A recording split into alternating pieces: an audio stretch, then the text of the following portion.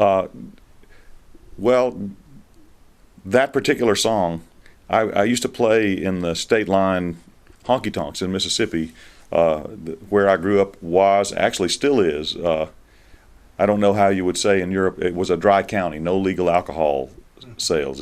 And it still is where my hometown, and so there's no place other than church. There's no place for musicians to play, and the porch. You can go out on your porch, but so I played in church until I was 13 years old, and then I began to play in state line. You had to go to the state line where there were honky tonks, bars, nightclubs where bands could play, and we had to go to Tennessee.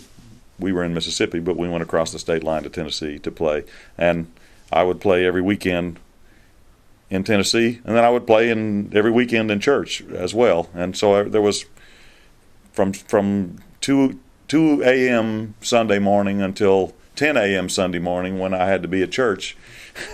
I was either trying to sleep or I was too wide awake from having played the night before, and that was the case this one night. I came home and I sat and I was watching TV, and the late night movies run about 4 minutes of commercials between every commercial break, and I just turned down the volume and played a D minor chord and sang "It's a Crazy World" like I had always known it. That song was written in the amount of time it takes to play, and I've had maybe a half dozen songs come to me that way in my life where you don't know where they come from. You just sing them, and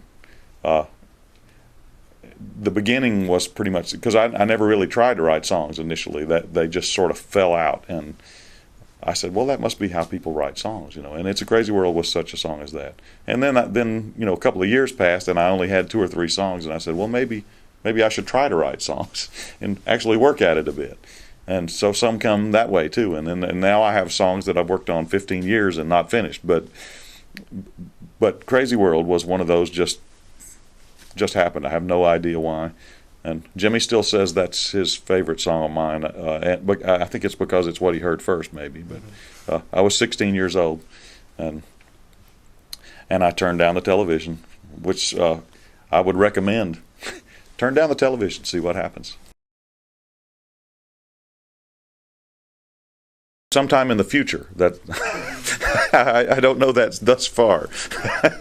Maybe sometime in the future that will sink in. I still have grave doubts about myself. I'm very fortunate to be able to do what I'm passionate about as something that you write down as an occupation on your tax return. I'm constantly surprised that I can pay utility bills and electricity bills and mortgages with the guitar that I would be holding if I made no money from it.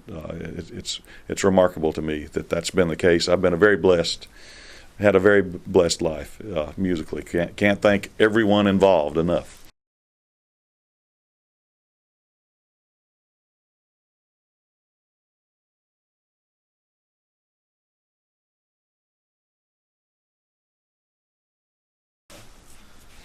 Well, of all the honors that I've been fortunate enough to receive, that one probably means the most because it comes from people I look up to. It comes from writers, and everyone goes about the process of writing differently, but it invariably involves digging around inside yourself and pulling something out. And sometimes it comes easy, like "It's a Crazy World," and sometimes it's very hard. But it's a process through which all of the pain in your life can turn into something that's positive to someone else, and that crystallization of whatever happens in your life is a process that only writers understand about one another. Other people say, I like that song, I wish I'd said that, but writers know what's involved in that. And the fact that my peers in Nashville decided that I belonged in that group, which Jimmy, 1 year before, Jimmy was inducted into that group, and I went down there with him, and then last year he made the speech to induct me into the Hall of Fame. And while I'm not really ready to think of my career in past tense, if it stopped and that was some result of it, I would be very happy.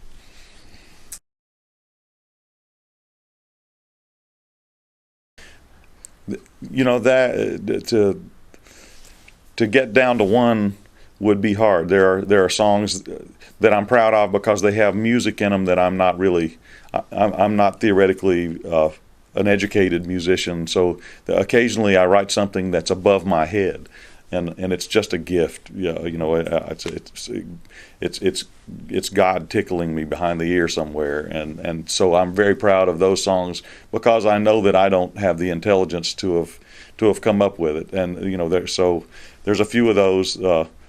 Obviously, a few of the songs that have been successful and been hits I'm proud of, but I think the ones that I'm most proud of, you probably wouldn't have heard. There's this. I'll give one example. I have a song called "Socrates" on the album "Live and Learn," and it's not a hit. It won't ever be a hit. But no one besides me would have written that song. The particular place that I fell to the earth, and the particularly wonderful family that I fell into, and the place that I grew up in, the sort of close-knit, small Southern community, gave me this prism through which I see life, and that song Socrates, some of my songs that were hits would have been written by another writer if I didn't write them, but Socrates is only here because of me, and so I feel deeply connected to that one, and a few of those in that sense that if it weren't for me they wouldn't be around, and there's maybe 3 carloads of Mac McAnally fans that are really glad about that, and so I am too.